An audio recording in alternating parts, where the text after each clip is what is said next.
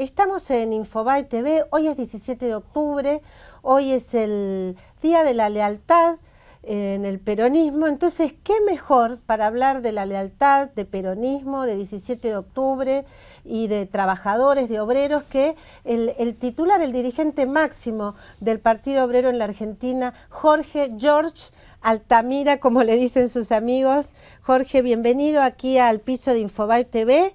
Bueno, ¿qué reflexiones le merece esta jornada histórica para los peronistas? Bueno, la primera observación, bueno, antes que nada, gracias por... Un placer, Jorge, tenerlo acá. Gracias por estar aquí, conversar y además el mismo tema, ¿no es cierto? Hace mucho tiempo que el peronismo no celebra realmente el 17 de octubre como una fecha popular. Tampoco lo hace la CGT con el 1 de mayo. Ahí ya están confesando que renuncian a una tradición combativa. Porque finalmente, si uno tuviera que ir al eje del 17 de octubre, es que hay una acción popular, una acción masiva, que tuerce decisiones de gobierno y define una crisis política. Imagínense si el pueblo argentino tuviera hoy totalmente la conciencia de que él es el que mueve el amperímetro, de que él con sus acciones determina desenlaces políticos, cambia esto, cambia lo otro. Este es el elemento simbólico, por eso en cierto modo es un hecho revolucionario. El 17 de octubre para muchos peronistas lo es y también para el Partido Obrero lo es. Un buen dato. Lo que históricamente es un hecho revolucionario tiene que ser, es así para cualquiera, con los límites de la época y los límites del momento político. Por ejemplo, es incuestionable que una parte importante del aparato del Estado apoyó esa movilización popular. Sí, incluso la Policía Federal. Exactamente. Entonces nadie puede decir que el apoyo de la Policía Federal o del aparato del Estado fue un hecho revolucionario. ¿Me explico? Sí. Al mismo tiempo, ese apoyo no puede ser definido simplemente así. En todo momento histórico, por arriba, entre las clases dominantes se produce una fractura. Claro, qué interesante. Usted tome la Revolución Rusa. La Revolución Rusa se hace en un momento en que las clases dirigentes de Rusia ya hacía un año que venían complotando para acabar con el zar. Claro, claro. Pero eran incapaces de definir la situación. Se llegó a un punto tal de tensión en que la situación la definieron los trabajadores. Claro. Pero había una parte de la clase dominante que había adoptado una posición contraria al zar. Inclusive los aliados en la guerra temían que el zar hiciera un acuerdo con Alemania. Claro. Y entonces querían también tirar al zar. Es decir, entran muchas cosas. Claro, tiene que haber una conjunción de factores. Si no, no es una auténtica crisis. Una auténtica crisis es cuando hasta el último lugar del país y todas las clases sociales son envueltas en la crisis. Claro. Entonces luego presentar complicidades como prueba de que este era un hecho conservador o lo que fuere, es una manipulación. Claro. Hay que tomar la totalidad de ese fenómeno histórico. Claro.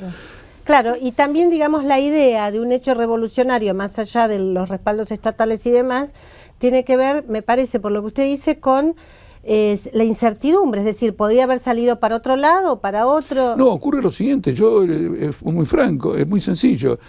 El movimiento obrero en los meses anteriores al 17 de octubre había obtenido reivindicaciones muy importantes. Sí. Y esas reivindicaciones habían sido fuertemente cuestionadas por la Unión Industrial, la Sociedad Rural y todas las entidades empresariales. Claro. E incluso la izquierda de la época, que era el Partido Comunista y el Partido Socialista, denunciaban el aguinaldo, la vacación, etcétera, como demagogia nacionalista. Sí, ¿no es demagogia cierto? Al estilo de Benito Mussolini. Sí, como una demagogia social. Claro. Sin percibir que durante mucho tiempo el movimiento obrero había luchado por esas reivindicaciones, los socialistas y los comunistas habían luchado por esas reivindicaciones y por lo tanto tenían que comprender que acá se había producido un giro en la política nacional. Claro. En lugar de hecho, eso, muchos socialistas y comunistas, sobre todo socialistas, acompañaron, comunistas también, acompañaron el proceso peronista original. Claro. Sí, se produjo en algunos casos una fractura perfectamente clara. De todos modos, para ubicarnos bien, este era un fenómeno mundial. Ya había ocurrido después de la Primera Guerra. en el sentido de que las guerras debilitaban la dominación del capital extranjero, del imperialismo sobre los países periféricos y daban lugar al desarrollo de nuevas fuerzas. Entonces usted va a tener el movimiento nacionalista en Bolivia, lo va a tener en Guatemala, en numerosos países, en Venezuela con bueno, no me acuerdo el nombre, la Acción Democrática, claro, que era un partido de características... En Brasil. En Brasil con Getúlio Vargas. Sí. Es decir, entendamos que de golpe no hay una dificultad en entender este fenómeno porque no es aislado y uno no sabe dónde ubicarlo, sino que corresponde a una constelación de fuerzas que buscan una mayor autonomía de países que hasta ese momento, hasta la guerra, se encontraban dominados por círculos muy restringidos de la oligarquía, digamos, del imperialismo. Ahora, el 17 de octubre, no hay nada de lealtad en el 17 de octubre. La lealtad es un relato, sí. Empecemos a hablar en términos contemporáneos, sí. Es un relato posterior. El movimiento obrero irrumpe con sus propias banderas, con sus propios objetivos, y no porque tenga que tener una lealtad a un caudillo político. Claro. Eso ya contraría las posibilidades del movimiento obrero. En realidad, el concepto de lealtad es un concepto reaccionario. El movimiento obrero no tiene que tener más lealtad que a sí mismo.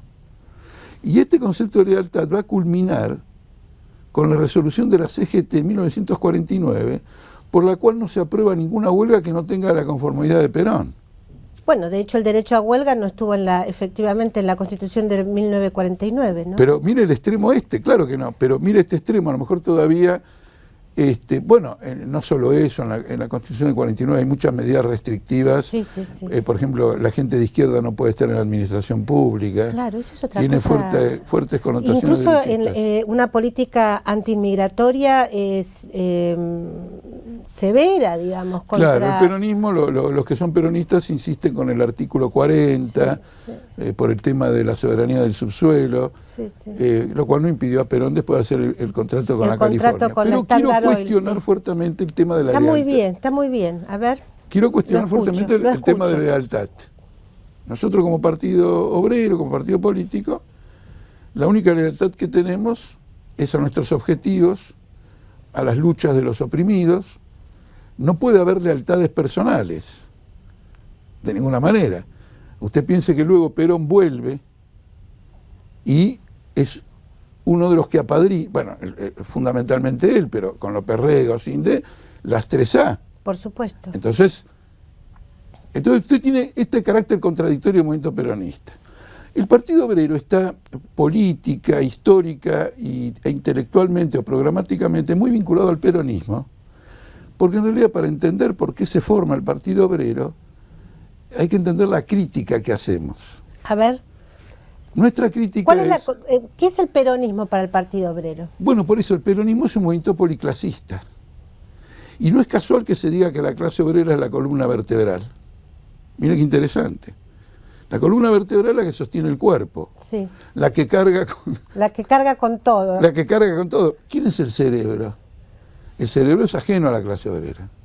Claro. Cuando nosotros decimos, empezar nuestra actuación desde jóvenes, dijimos, vamos a ponerle Partido Obrero, porque somos argentinos, tenemos que referirnos a nuestra experiencia, no vamos a hacer la revolución en Albania, claro. Va a ser en Argentina. Entonces la indicación nuestra es que la cabeza de un movimiento popular tiene que ser la clase obrera, y no al revés. La cabeza del Partido Obrero es la clase obrera. En el sentido de que no debe ser furgón de cola. Claro, ni tiene que cargar con el peso del movimiento como el peronismo. Muy interesante. Ahora, puede ser, alguien me dijo, usted me comentó, usted de niño, de joven era peronista. Sí, sí, además como usted ve por mi personalidad, también por la personalidad de mis padres, nunca fuimos partidarios de algo que no tomáramos con pasión. Ajá. Entonces siempre recuerdo sí. A mi familia, a mis padres, a mis hermanos, no solo como peronistas, sino como apasionadamente peronistas. Nos peleábamos con todos los adversarios del peronismo en cualquier tipo de circunstancia. Me sorprende eso. Y le voy a decir una cosa absolutamente personal. Ya a esta altura de mi vida, Sí. El hecho traumático que recuerdo en política, Sí. en lo personal, es el 19 de septiembre del 55. Que es el día que Perón abandona el poder. Se sube a la no me acuerdo cómo le decían, a la cañonera. A la cañonera para irse a Paraguay. Ese es el día. Porque se me desmoronó el mundo. Pero ¿y usted qué edad tenía, Jorge? Yo tenía 13 años. Y pero es increíble, es increíble. No, pero se me desmoronó. Su familia era peronista. Sí, se me desmoronó el mundo porque, yo le voy a decir una cosa, yo creo que ese golpe militar determinó el resto de mi vida. A ver. Porque al ver que Perón, tiene que ver con lo que estábamos hablando recién, al ver que Perón no se ponía al frente de una resistencia popular, y un detalle interesante desde el punto de vista familiar, mi padre, en la cena, mi padre era un obrero, Ajá. entonces lo veíamos en la cena, Ajá. nos iba advirtiendo desde o sea que ustedes, la familia, son hijos de la movilización social peronista original, porque si su padre era obrero y todos ustedes estudiaron o tuvieron una profesión, en fin. Claro, claro. Ah, sí, claro. Mire, bueno, perdone que lo corté, porque eso está muy bien, eso está muy bien. Todo lo que pero quiero decir lo siguiente, mi padre me venía advirtiendo, éramos chicos y se discutía mucho, mi padre era muy discutidor, heredó ustedes heredaron. Pero quiero decirle, él venía advirtiendo del golpe del 16 de junio que Perón no iba a responder correctamente, porque ya no estaba tomando medidas adecuadas. ¿Se entiende? Sí. Fíjese qué ambiente que había. Así se deliberaba. El barrio mío era también un barrio obrero. Y todos estábamos atentos a lo que iba ocurriendo. ¿Dónde vivían? En una zona muy pobre de la capital, tirando hacia la zona norte, pero muy pobre, inclusive había una tremenda villa, probablemente la villa más villa que conocí en mi vida, no me diga. En lo que hoy es una plaza en la calle Córdoba y Anchorena. No me diga. Sí, tremenda, nunca vi el extremo, y estaba pegado a mi casa, yo vivía, digamos, enfrente, ¿se entiende o no? En una especie de conventillo vivíamos, pero el conventillo ya era... Ascenso social. Ya era una relativamente... ¿Ya era clase media? No. ¿Clase media baja? No, porque éramos 6 personas en una sola habitación. Éramos 6 personas. Jorge, todo lo que no se sabe, lo que yo por lo menos no sabía de su vida. 6 personas en una sola habitación hasta que cumplí 19 años. Impresionante. Hasta que cumplí 19 años. Lo que quiero decir... ¿Y su padre era obrero de qué rama de la producción? Gráfico o papelero. Claro. Eso lo escuché hablar de su padre gráfico. Según lo que fuere. Y entonces fue traumático porque toda una causa popular se venía abajo por la inconsistencia del liderazgo. Entonces a partir de ahí empieza una larga reflexión política mía sobre este tema. Claro. Y después, por ejemplo, pasaban cosas similares en otros países de América Latina, que los liderazgos capitulaban, hasta que entendí que en definitiva eran liderazgos mucho más comprometidos con el sistema que con la movilización popular. Y si en una situación de crisis extrema ese sistema estaba amenazado, salvemos al sistema, sacrifiquemos la movilización popular. ¿Se entiende? ¿Y ahí es que se hizo marxista? Bueno, lógicamente ahí empieza una reflexión. ¿En qué año fue fundado el Partido Obrero? No, ya cerca de los 70. Ajá. Cerca de los 70. ¿Y usted alcanzó a conocerlo a León Trotsky? Mire lo que le pregunto. No, ya no, claro. Fue asesinado antes de que yo naciera. No, de ninguna manera, pero porque la conocí Evita, por lo menos. Claro. ¿En qué año fue asesinado León Trotsky? 1940, 20 de agosto de 1940. Mire, no lo tenía claro. Uy, qué vergüenza lo mío, qué papelón. No, y le voy a decir una cosa, es un asesinato que cuando uno mira la historia en perspectiva, es un asesinato muy oportuno para las clases dominantes. Porque 1 o 2 años después la guerra da vuelta y empieza una emergencia revolucionaria y popular en todo el mundo. Claro. Y Trotsky estaba en lo mejor de su capacidad política, con mucha experiencia, hubiera sido un orientador. Trotsky escribe antes de morir algunos folletos que explican anticipadamente el surgimiento de Perón.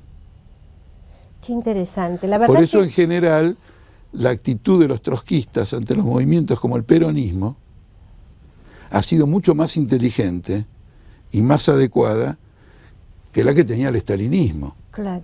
Y de ahí también se explica bueno, eso no me cabe la menor ese duda. lazo más fraternal que siempre hubo entre un obrero trotskista y un obrero peronista, incluso cuando el peronismo dominaba todo el escenario. Ahora, no le cuento, ahora hay un pasaje de obreros del peronismo que no puede ser que esté representado por un Massa ni por Yo veo que en muchos lugares, no solo en un montón de fábricas, muchos peronistas o gente de familia peronista se acerca o milita o directamente forma parte de comisiones obreras vinculadas al Partido Obrero o a la coalición del Frente de Izquierda, sino que veo que, por ejemplo, en provincias como el caso de Salta o Mendoza, han tenido voto peronista. Bueno, mire, llegado a esta altura de la conversación, sí, puedo decirle que, en cierto modo, me estoy acercando al sueño del pibe.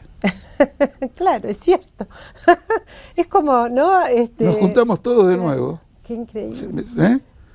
Me rejunto con la tropa, Sí. mis amigos, mi barrio, mis vecinos de la adolescencia, sí, de los compañeros de trabajo de mi papá, en otra perspectiva política. Y en realidad, cuando reflexiono sobre mi trayectoria, me doy cuenta que fue lo que busqué desde el inicio. Desde que era adolescente, desde que era peronista. Vengarme de las derrotas. En su adolescencia. Voy a mostrar aquí esta revista teórica que me llega por primera vez, que se llama En Defensa del Marxismo, que produce el Partido Obrero. Aquí habla de, bueno, hay algunos fundadores de la Segunda Internacional, como el caso de Kautsky, que tiene aquí un texto muy interesante que se llama Oro. Bueno, es una lectura evidentemente de los textos originales de Oro, Papel, Moneda y Mercancía de Karl Kautsky. La verdad que me da ganas de leerlo, porque yo he leído Carlos Marx, yo he leído El Capital, no, me imagino. Ahora le quiero señalar una cosa. Pero antes también de que hay otros. Sí. El editorial está dedicado a algo que estábamos hablando recién. A ver. El 8 de noviembre próximo hacemos en el Luna Park lo que llamamos un congreso del movimiento obrero y de la izquierda. Ajá. Y tiene que ver con el 17 de octubre y todo lo que hemos hablado. Porque estamos planteando la fusión del movimiento obrero con la izquierda como la forma de una nueva alternativa política. Ajá. ¿Esto cuándo va a ser? El 8 de noviembre. ¿Y dónde va a ser? En el Luna Park. Ah, bueno, ¿y se puede ir a cubrir, por ejemplo, a mirar lo que pase? Totalmente, y luego a eso de las 5 de la tarde yo voy a dar un discurso de cierre. Pero quiero señalarle que ocurre en un momento en que hay suspensiones, despidos, pérdida de poder adquisitivo, extremo deterioro, es decir, y en un impasse de la clase que gobierna este país. Entonces, fíjese, por ejemplo, empresas que quiebran, que cierran, imposibilidad de pagar la deuda externa. Entonces, es una encrucijada. La pregunta es, ¿de esta encrucijada salimos como un movimiento obrero o nos la imponen como la libertadora? No sé si me explico. Buena pregunta para empezar a responder seguramente en este congreso. Me voy a dar una vuelta para escucharlos, ahí por el Luna Park, el 9 de noviembre. 8 de noviembre en el Luna Park, en un momento además de gran discusión y gran debate, obviamente dentro del movimiento obrero y de una crisis importante dentro de las centrales obreras. Bueno, ahí tiene un ejemplo muy claro. Hoy en algún diario leí, están hablando de la unidad, parece que se reunieron con Macri, creo que lo leí en Clarín. Sí, una nota de Julio Blanc. Y entonces Macri les dice, bueno, conmigo, y si se unen, vamos a poder parar a los troscos. Ah, o sea que ya los reconocen como, pero como Macri, un peligro. Macri es el Aramburu Roja de hoy, viene de esa corriente. Claro. Lo curioso es que se alía con los peronistas para enfrentarnos a nosotros, que entonces seríamos los protagonistas del próximo 17 de octubre.